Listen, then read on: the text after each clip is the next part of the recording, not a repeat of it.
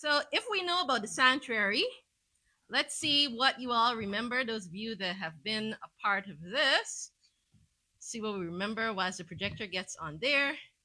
We know that we come in from the wilderness of, and we enter through a gate, and we come to a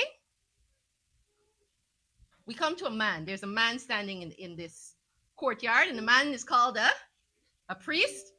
And the first thing we do is that we have to, no? What's the first thing you have to do with the priest? Talk with them about what? What have you brought? An offering. In this case, we're going to do the perfect offering. The perfect representative of Christ is a. So you bring your lamb, and the priest has to check it out. So he has to investigate the lamb. He does not investigate you. The priest investigates the lamb. Then you have to confess and kill. Very good. And then the lamb was placed here. The priest would wash. Sometimes he'd wash even parts of it. And he would place here, and the lamb would be burned to. The lamb would be burned to what? Ashes. Yes, that's what I want. Because it's either the lamb is going to be burned for ashes for you, or you will be burned to ashes. Yes, it's very important. The ashes is important. And this part in the physical person or the human body represents the. In the human body, this represents the altar sacrifice. In the human body, this represents the. These are the purgative organs. In the human body, this represents the. In the human body, this represents the. Okay, you all need to go back. All right, this represents the colon and the health of that system, the purgative systems. And then this water system here, because this is a laver of brass, which is another purgative, it represents in the spiritual world. In the spiritual world, after we have baptism by. Does this represent baptism by the Spirit? No, this represents baptism by the Spirit. Baptism by water, very good. And in the physical man, it represents the human body, the kidneys and all of that system. Then we walk right into there. So we brought our lamb. The lamb dies for us. And then in this process here of sanctification, that was justification. We're forgiven. We're declared righteous. That process continues into sanctification. The very same day you're justified is the very same day you're sanctified. Stay with me. I can talk really fast. So you come into here now. And in this phase here, you're becoming a lamb. And to become a lamb, there's supposed to be 6 stacks of bread here, 12 stacks of bread representing the church of God. And in other words, we must eat the bread of life. And by eating the bread of life, are we changed? What is the bread of life? And Jesus is the word. Very good. As we need the word, this also represents the physical part of the body. What does this body part is? Table shoe bread.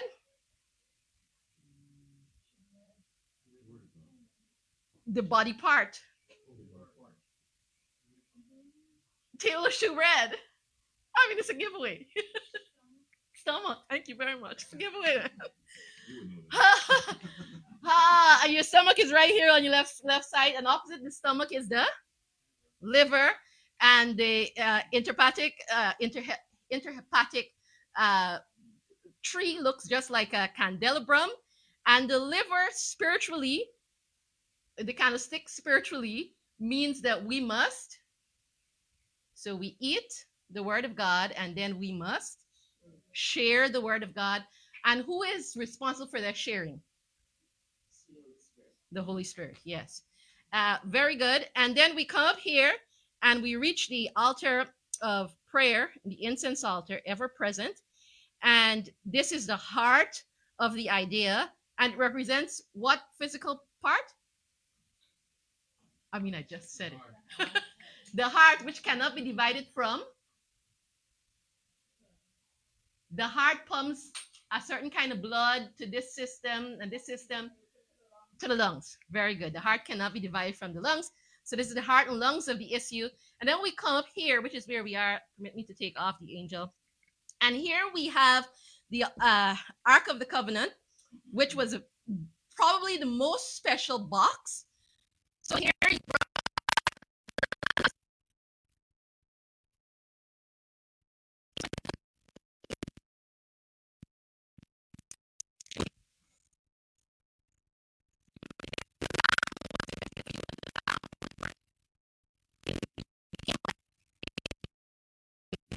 lamb of the lamb, the only lamb. And we said that this part in the human body is the brain. This is the highest portion. And we said that within this brain, there were three parts. There is the table of stone, the Ten Commandments. There is a pot of manna, and there is a rod that budded. And it's to that we shall look. Brother Stephen, can you just fast forward this all the way to the... Oh, it's okay. I got it. All right. We know that when disease is formed, disease comes from... What's the first part of disease? What's the first part of disease?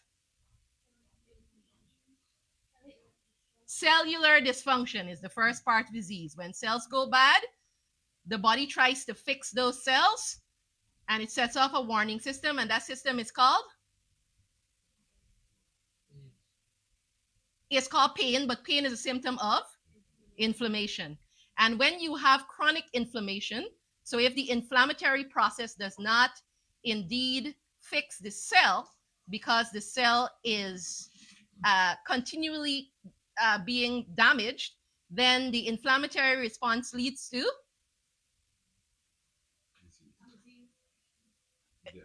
oxidation and death, disease, all of that. Disease is inflammation. All of inflammation is given disease. And the final place that we were was at this generator. I told you that the brain is the largest generator in the body. And if the brain is out, then we have blackout. I will show you today that indeed 90% of all diseases, how many diseases? This includes diseases such as cancer, diabetes, hypertension. 90% of all these diseases, and these diseases are all processes of inflammation. All of them are processes of inflammation. These diseases, 90% of all of them, begin in the... Yes. I will prove it. That's what I will do today. Proving that is my mission. All right. So we see we come out of the wilderness of sin, like I said. We came into the altar of sacrifice, washed. We came into the holy place, and now we're in the most holy place. And when Jesus, how Jesus works is that at every place, Jesus is getting more and more of your heart. So at this place, he gets your heart to all you know. In this place, you learn more about Jesus, and he's getting your heart. When you come to this place, you're in almost a complete and utter a heart religion. You reach the place you are investigated. You are seen to have become a fitting representation of Christ. You're an image, like we were talking about this morning. So let's check out all of those pieces and see what we have. Let me use this just for the brain. Thank you, Brother Adele. Appreciate it. So as you can see, the brain is the head of the body. Which is what we were talking about this morning, right? And all of these parts are very connected. Everything is connected. The house we live in is a very connected house. If you look at the Ark of the Covenant today, yes, we will pray. Thank you for reminding me. The tables of stone upon which the laws of God were written were blue. And this part represents the prefrontal cortex, and we'll talk about it in a moment, and I'll tell you how we can make good decisions. Present it as you would. You know the words to speak. Be merciful to me with the rain on the rooftop. And we thank you and we praise you. We know you have come. Open our understanding. Put your words in my mouth and bless us. In Jesus' name. Amen. All right. So if we look at the brain over here, we can see that the brain has this part that is yellowed right there. They made it yellow. And this is the prefrontal cortex. Now, the prefrontal cortex is responsible for several things, and I'm actually going to read them. Focusing attention, organizing thoughts and problem solving, forming strategies and planning, inhibiting inappropriate behavior, and initiating appropriate behavior, simultaneously considering multiple streams of information when faced with complex and challenging information. There are three parts, as there are in here, that are working in the brain, and these specific three parts are responsible for every decision that you will ever make in your life. And the brain has to do several things. So it has to collect information. It's collecting it from all of your senses, so the 5 gateways. It's collecting information from your mouth. It's connecting information from your ears. It's connecting information from your eyes. It's connecting information from your sense of smell. It's connecting information from your thoughts. It's also pulling on memories. That's also part of the information. We're going to see how that fits in. Foreseeing and weighing possible consequences of behavior. Shifting, adjusting behavior when situations change. It modulates intense emotions, because we're going to be talking about the limbic system in a moment. The ability to balance short-term rewards with long-term goals. For example, the pleasure of sin for a season compared with eternity. Considering future and making predictions. All of this is the amygdala that's connected to the hypothalamus. So the amygdala is responsible for fear, emotions, emotional learning, aggressive behavior, social cognition. It's your anxiety center. It's your worry center. It's everything to do with the human appetite. So everything to do with hunger, sexuality, the need to feed, the need to mate, the need to breed. All of it is in this scenario here. And it's connected to the hypothalamus, because whatever you feel, it will trigger a response, and the hypothalamus will release all these hormones that will cause you to react. Now, I'll explain how this works. I just have to go through these three things before I start going on the board.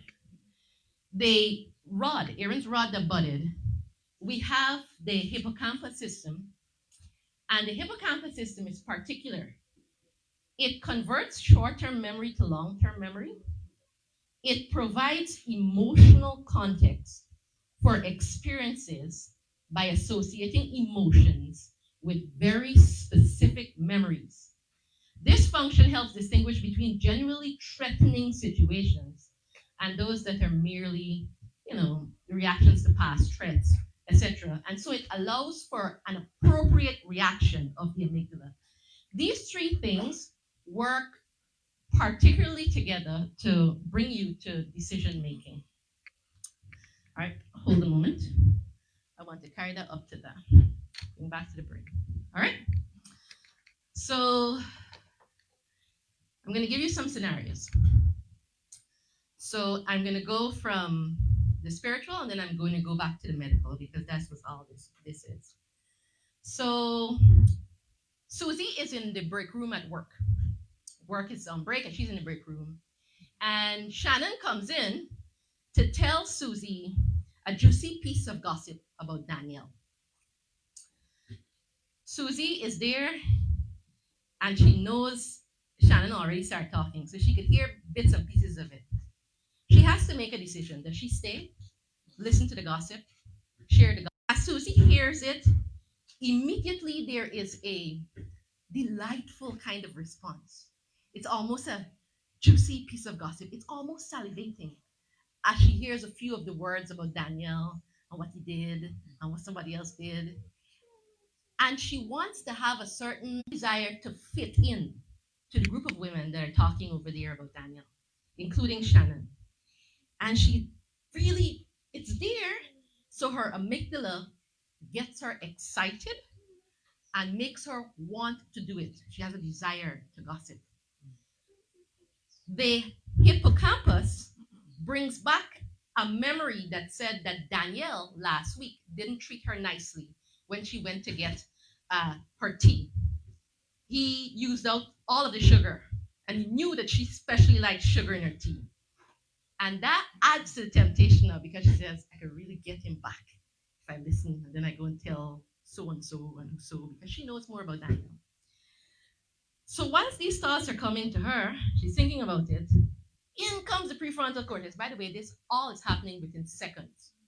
Prefrontal cortex says, but Susie, you remember how Brother Dell said we shouldn't gossip? How gossiping is not good. Her reasoning powers jump in. If she does this to Daniel, it might really ruin his reputation, might make it harder for him and his wife. And in that very moment, those three things are pulling on her every fiber. What does she do? She must realize a couple of things that you must realize too. Emotions are never in charge.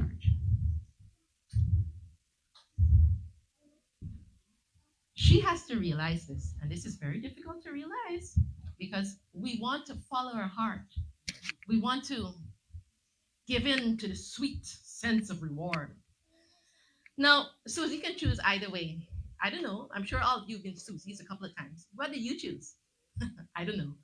But whatever you chose, the hippocampus takes that and stores it in your long-term memory. So the next time you have to make such a decision, it will be easier to make the very decision that you made. Next scenario. This is Sharon. Not this Sharon here. This is Sharon. And Sharon is a single young lady in the church. She's about 16, 17 years old. And Luke comes near her. They're at one of these school parties, high school parties. And they're in Form 6 or 6 level. I think that's what it's called. And they're in one of these little parties. And the parties are usually just pretty tame and, just bring some food and there's some music. No one does Christmas end of school things. And she's there sitting down. She brought her food and so on, Sharon. And she's doing okay. But Luke likes Sharon. And she's not sure that he does. She don't really know, right? But he likes her. And they bring on a song. Maybe one of those mushy love songs. How do I, yes, live one life without you? There you go. They put on some of that. And immediately, that music triggers her amygdala. Her amygdala immediately feels a level of attraction, a level of arousal. It happens without her trying. It just happens. I want you to remember, and always remember, that attraction is temptation and not sin. If you feel attracted to somebody that you shouldn't, that does not mean that you've committed a sin. That just means you have to respond well. But it happens naturally. The amygdala does it. She feels the urge, and then he starts, doing like a playful thing with her, and she's watching him, and she begins to smile, and her hippocampus brings up the Hallmark movie she watched last night. When the girl was with the boy and then they went somewhere and her imagination takes it away. And Luke says, dance with me. And the music changed. Now, school party, it goes from, whatever we had on to, but we not going home till the morning comes. It's switch. They put on some soca there.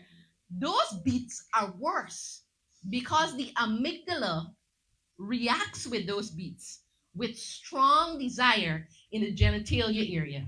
So her arousal naturally increases. And Luke, of course, is asking her to dance, but there's only one kind of dance you do with that kind of music. We're not doing the with it the more uh I guess normal. I don't even know what word to say. We're doing those kinds of dances. When soca music comes, there's only one side dance coming, right? So Sharon is there, and up in her mind comes Brother Jay's sermon saying how that not sermon, yeah, on Adventist home in the afternoon, how that we should keep ourselves and we shouldn't be this and this and this.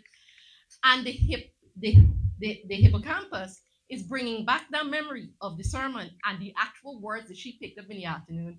How this is how some remind, because her brain has linked them all together. And so now, in that moment, by the way, all of this happens in seconds. In that moment, Sharon must decide whether she's going to with Luke or whether she's going to say no and perhaps even leave the party soon. As you can see, there are several things coming together to decide how the decisions we're going to make are going to affect us. If you were Susie, I hope because you would have been walking in this place that you would be able to say no to gossip. And if you've been walking in this place, that you would be able to say, like the Sharon that says no to Luke. By the way, as you walk in this place, and as you do that, then those no's become natural. Let me say that again. As you begin to walk in this place, because of how the brain is wired, every time you say no to something that's wrong, the pathway gets thicker. And every time you say no, it gets thicker and thicker and thicker until that road becomes so large that when faced with those situations, the brain is easily saying no. You're learning how to hate sin. This is a process that every Christian must learn. If, on the other hand, you are walking in this place and you're still outside in the wilderness of sin,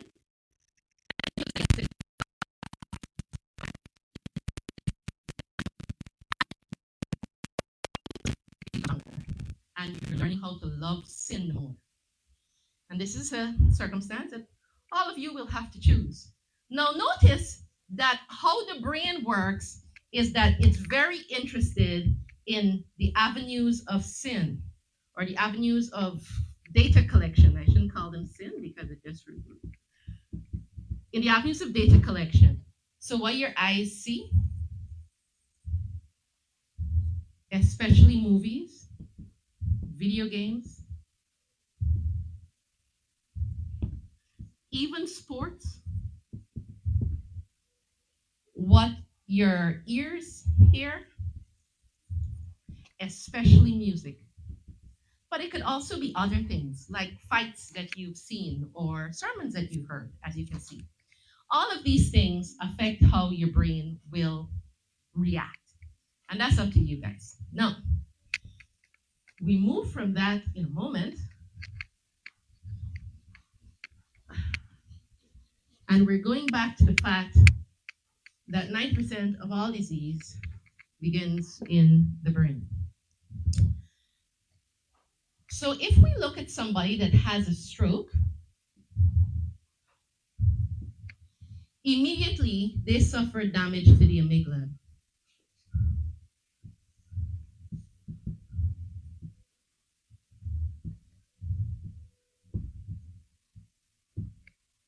Depending on how much damage they suffer to the amygdala, somebody with a stroke can actually become more aggressive after the stroke. They can become more prone to fear because the amygdala is fear, and what they perceive to be a threat can be crazy. That's the best way to say that.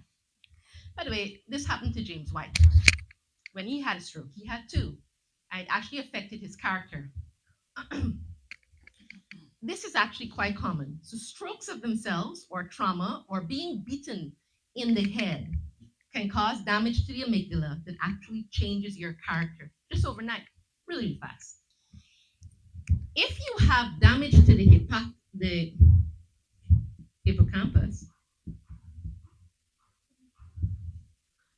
then you have no fear of nothing.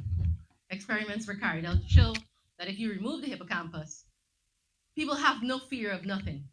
They hold spiders, snakes, watch horror movies, whatever you bring at them, they don't care. They also have only so much memory because they can't store new memories anymore. So they're in quite a bit of a thing.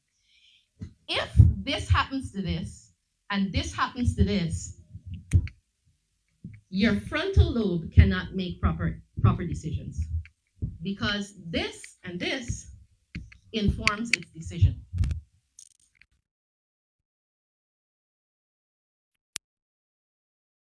Diabetes is due to glycation, which is due to sugar caramelizing a protein, animal protein more than anything else. Glycation is that nice caramelization that you get when you put meat and barbecue sauce together, and you get the nice browning. When this happens, because you're a diabetic, the body's a whole thing, so it happens too in the brain. And the amygdala goes through glycation and it becomes hardened.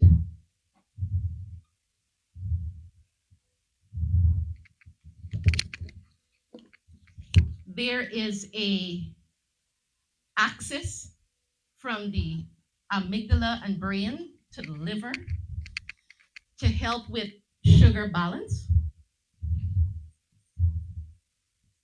Not only does the amygdala become hardened, but the ability for the neurons to actually send information to each other gets cut.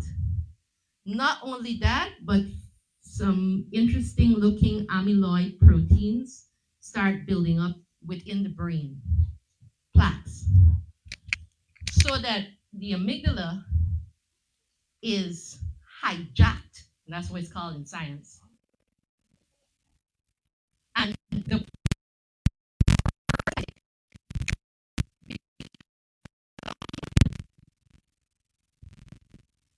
becomes more prone to Alzheimer's.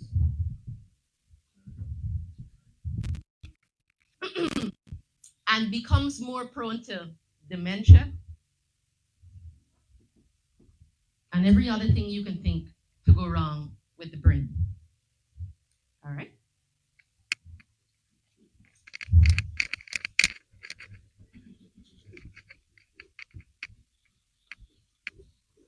Now, I don't want you to forget what I wrote in the first. 90% of all disease begin in the brain.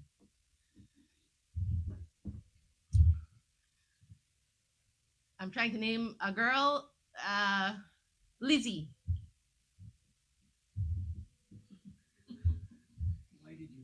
Lizzie just went through a very bad divorce. The same thing will happen if she was molested, if she was emotionally abused,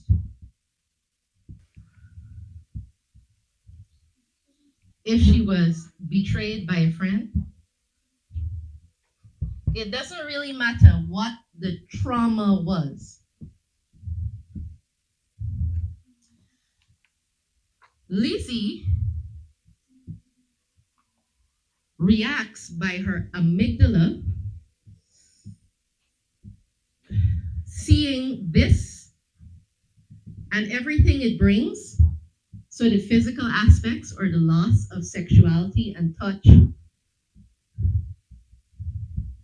the emotional fear that comes with it, failure, a sense of shame, All of this, the amygdala now sees as threats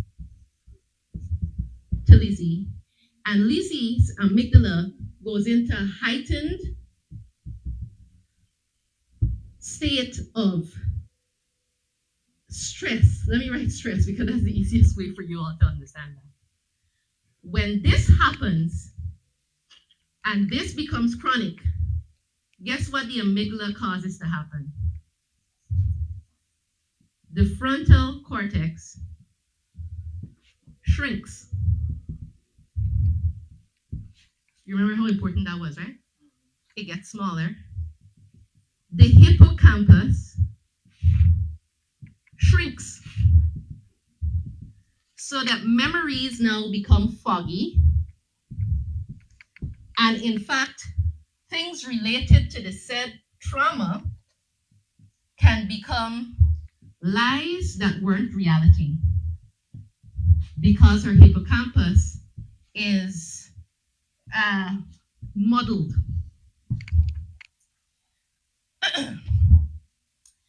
As this is happening, the hypothalamus releases a whole bunch of hormones. So there's a hormonal cascade. With women, this leads to fibroids, uterine and cervical cysts. It leads to cervicitis. It leads to breast cancer. It leads to anything that has a hormone balance ideology. 90% of all diseases begin in that.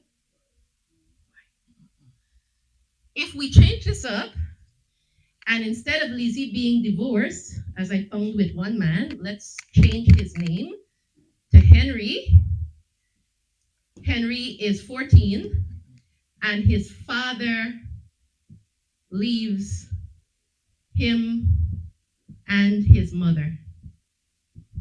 I told you it doesn't matter the trauma. The same thing happens to him. The physical aspects are perceived a threat.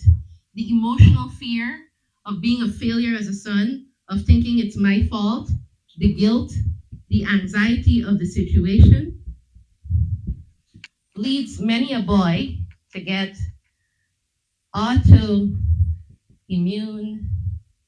disease. By the way, I'm talking about real stories. I'm just not using real names. In the case of Henry, he ended up with type 1 diabetes at 14.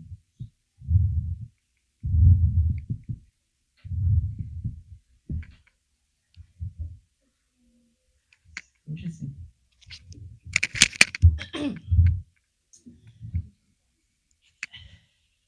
So the question is, I think y'all understood what happened there, right? You see the connection? So when I have patients, I tell them, I first begin, my number one question that I ask them, so on a scale to 1 to 10, are you happy? Doesn't matter what you come to see me about. Because if you're unhappy chronically, you will not be able to heal. Because what did we say was the first thing for? By the way, the same process happens if you're molested. It doesn't matter the trauma. It doesn't matter. Boyfriend leaves you, it could be the same thing. By the way, that also leads to, for some people, retrieval. So they become more solitary, more depressed, more alone, because the hippocampus is shrunk and the frontal lobe is shrunk, so that the brain doesn't have an appropriate response to the emotional stuff that's going on. With some people, they can go into like partying, vaping, behaving like they're crazy, because again, they don't have the ability to make. My phone is off. Sorry. Just give me one moment. When we see that this kind of trauma can trigger all of these things, because again, the the body no longer has an appropriate response for the emotions because everything is seen as a threat. And I mean, the amygdala does this when you see a dog. So if you see a pit bull on the road, your amygdala goes, whoa, threat. Your hippocampus says, have I ever seen this pit bull before? It's trying to remember, is it Sally's pit bull? Is it John's pit bull? Is it a strange pit bull? Because that memory will help in the response to how threatening it really is.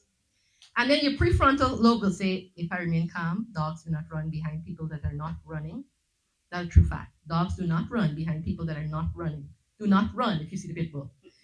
And your brain will be able to mediate the threat so that actually you see the pit bull and you walk right along past it and pit bull leaves you alone. If though, every day you wake up, you see a pit bull, because all of these emotions become the pit bull in your brain. Your amygdala has you in a constant fight or flight response. You're constantly on edge. You become fretful, irritable. You get mental breakdowns. It all begins in the mind. All right. So now that we know this, I hope it was clear to you, and I can take questions after. I have time, but I'm going to finish in about 10 minutes, don't worry. The question is, now that we know that this brain is the largest generator, and if that's not working properly, all of those things happen. The question is, how do we fix it? Well, let's remember. How clear is that? Wow, that's very thin on this. Can you guys see that? No. What are you going to do? Hold on. Let's go back. No, going back will not help. It's just very thin on the screen. Hopefully you remember. Stewardship. What causes the cellular dysfunction in the first place? Let's remember what causes the cellular dysfunction in the first place. No, I'm telling you in 10 minutes how to heal this. I'm going to tell you in 10 minutes how to heal every type of disease. Now, because I tell you something doesn't mean that you can do it. Let me repeat that. Because I tell you something does not mean that you can actually do it. God says, believe. He says, have faith. And many times we fail, right? So being commanded to do something doesn't mean that you can do it, but knowing it is half the battle. The other half the battle is how you put it into practice. When you look at the laws of life, sunlight, trust, exercise, I'm going to write them here so you can see them. Water. Yeah, tell me them because sometimes I forget them in the thing that I have them here. Ear and attitude. Ha! Can't hear you. Rest and regularity. What's the other? Diet and who? Dress. Diet and dress. What's the other one? Self-control. What's the other one? Hygiene and herbs. What's the other one? Innocence. Boy, a lot of us lose this. Find a lot of people in pain because they've lost their innocence. Purity of life is the last one. So these are the laws of life. Purity of life. These are the laws of life. And I told you that all malfunction, all of it, all malfunction on the cellular level where the mitochondria is no longer working and you get blackout on this level is caused by a breaking of these laws. Similarly, the brain is injured even when you're dealing with trauma by a breaking of these laws. How do you fix it? You gotta look at this, sit down with this, write it on a piece of paper, and say, Lord, where am I going wrong? Now, kid you not, this is how you heal all diseases, all of them, without exception. All of them, as long as they want to be healed. And I say that because God doesn't want to heal all of diseases. He allows some people to die. So you say, Lord, have I been getting enough sunlight? Does that matter? Does that matter to a patient that has trauma? Yes. If you take depressed people whose amygdala, their limbic system is in chaos and they're in a constant threat. If you take such people and you put them in sunlight for 10, 15 minutes a day, immediately, they feel better. Why? Infrared rays,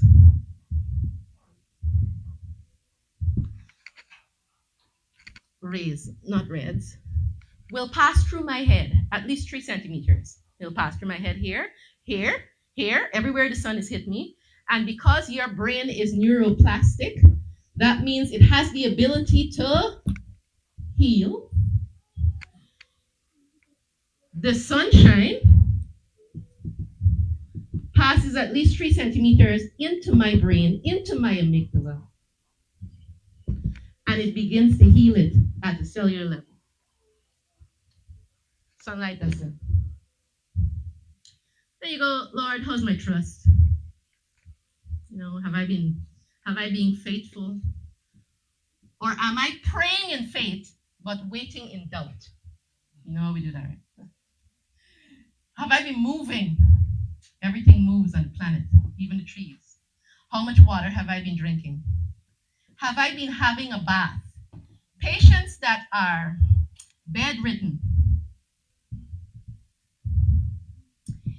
if somehow they can be gotten up and taken to a bathroom and showered, they feel much better immediately. What kind of air am I breathing? If you've been living in a city, maybe it's time for a vacation. Vacation where in the country. What kind of attitude do I have? Sister White writes, guilt, sense of failure, shame, grief, anxiety. These are the true causes of disease and sickness. What kind of attitude do I have? Am I sleeping enough? For those of you young people who think that you're going to sleep only 4 hours, 5 hours, 6 hours a night, are you going to be okay? You will not. Not being able to sleep and not having relaxation, that means appropriate breaks at time, will cause your amygdala to overfire. So every single person that I've ever treated that have chronic stress, all of them have sleeping problems. Because if you see a pit bull all the time, then you don't want to sleep. If I see a pit bull all the time, you don't want to sleep. You want to do something with pit bull. When you close your eyes, all you see is pit bulls. It's just flying over your eyes. Now, when I say pit bulls, I mean whatever your brain perceives as a threat. And so you can't relax. Sleeping problems, regularity, diet, dress. Is dress important? Is dress important? It's so important that when Adam and Eve put on the fig leaves, what did God do? So y'all got on the wrong clothes. Isn't that what God did? Yes. And did God give Adam and Eve their first clothes? Yes. Dress is important. It actually contributes to disease. Self-control. This is the idea of temperance. Hygiene, herbs, innocence. Let me just explain this before I close. Every now and again, I meet a few sick people. Sometimes I meet a lot of them in a month, sometimes a few in a month. Really just depends on the month. And whenever I'm dealing with people that are sick, I find a lot of them that have lost innocence. What does that mean? Innocence is the idea of a 5-year-old playing in the sand, thinking about absolutely nothing, don't have a worry in their mind. They're just playing in the sand, building castles, laughing to themselves, all by themselves. And they look like they're having the time of their life, and you're wondering what is in that sand, because all you're thinking about is everything, all the burdens, all the stress, all the loss that you've had. You suffered the loss of a child, you suffered a breakup, your mother died. It's just everything is on. And then you look over that 5-year-old. It's like if that 5-year-old don't have anything to think about. What happens here at this place is that you regain your innocence. Let me say that again. If you want to know if you're in this place, one of the first ways you know is that here, right here at this place, you regain your innocence. If you haven't regained your innocence and you feel like you're carrying the world on your shoulders, you're out in the wilderness of sin. I hope you got what I said. Now, that doesn't mean that you have to worry. That's not another thing to worry about. That's hurry up and get into the place so that you can lay your burdens down and get the innocence. Because Jesus gives you his innocence. He was the most innocent. He was a lamb slain from the foundation of the world. And then, of course, purity of life is particular because this has to do with, are you looking at pornography? Are you masturbating? Are you having evil thoughts? And that's also very important in terms of keeping the laws of life. Now, when you look at this, if you have any disease, fix what you're doing that's wrong. Just correct it. Immediately you'll start to heal. That's without taking one supplement, without doing one hydrotherapy technique. You will begin to heal because the body wants to what? Heal, because the body was designed to live forever. So if you give it the right not supplements. If you give it the right Dr. Sunlight, Dr. Trust, Dr. Exercise, Dr. Water, Dr. Air and Attitude, Dr. Rest and Regularity, Dr. Diet and Rest, Dr. Self-Control, Dr. Hygiene and Herbs, Dr. Innocence, Dr. Purity of Life. These doctors are never wrong. And by the way, they're cheap. So you don't have to be, oh, I don't have enough money, I'm sick.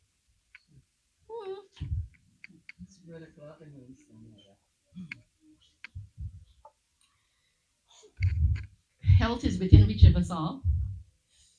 Happiness is in within reach of us all. The garden lost is the garden restored. We come back to this. The provisions for man's maturity, and I'm finishing, in the garden of life, 10 minutes, just like I said. God gave man dominion to develop his authority. He gave man a wife to develop his social nature. He gave man the tree of life and the tree of knowledge and evil to develop his morality. He gave man labor to develop the physical nature. He gave man the natural world to enlarge the mind. He gave man the Sabbath to develop the spiritual mind. He gave man plant-based foods to develop strength and clarity. The same 7 things that were given for man's maturity in the Garden of Eden are multiplied by 2 here. And 14 things is the same that God would have to bring health and healing, happiness, whether it was from trauma, whether it's from diabetes, hypertension, fibroids, all of it. It's all the same. Well, I said a lot. I know you have to think about some of these things. They seem simple. It's like, is she serious? You mean you can heal cancer like that? Yeah. You can. People do it all the time. They do. I said I'll send you to a place to watch. So this is not 7 Events place. There's not anything to do with anything to do with me or anything I'm saying, but Netflix brought out a documentary called The Blue Zones. And in that documentary, there is a man that was diagnosed with prostate cancer. And the doctor told him that he had a few days to live. It was something about 30 to 2 to 3 months, something like that, to live. And the man said to himself, well, if I'm going to die, I would rather die where I was brought up. He was living in America at the time. He said where he was brought up was over in some of those islands in Greece, something like that. So he said, I'm going to go home and die there. I haven't seen family for a long time. I'm just going to go and die. At the time of his diagnosis, he was somewhere around 40 years old, somewhere around there. He went back to the place, right? He didn't take any supplement. He was dying, right? The doctor said, you got the month 3 months. He was going to die. What did he do? Well, he took off his slippers.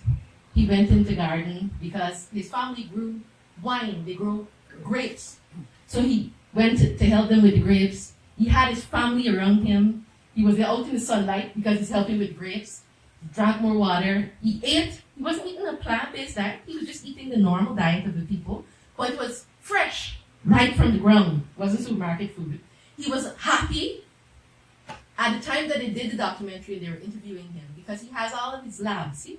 He lived. He was alive at 90-something years old. What did he do?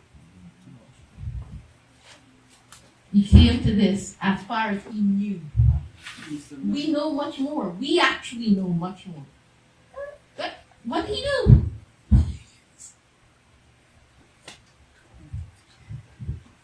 If you try to heal the inflammation by using drugs, supplements, or herbs by themselves, so some of us in Granny like a bottle of herb. We go buy herb from Granny, somebody, and we're drinking it. Or we want to buy supplement, this one here, this one, and this one, and this one, and this one. Or we're getting drugs from the doctor. This, when you open the cabinet medicines, like 15 drugs in a little thing. One now, another one after breakfast, 2 between breakfast and lunch. Your body doesn't have cellular dysfunction because of a lack of a drug, or a supplement, or a herb. Your body has cellular dysfunction because you're breaking laws.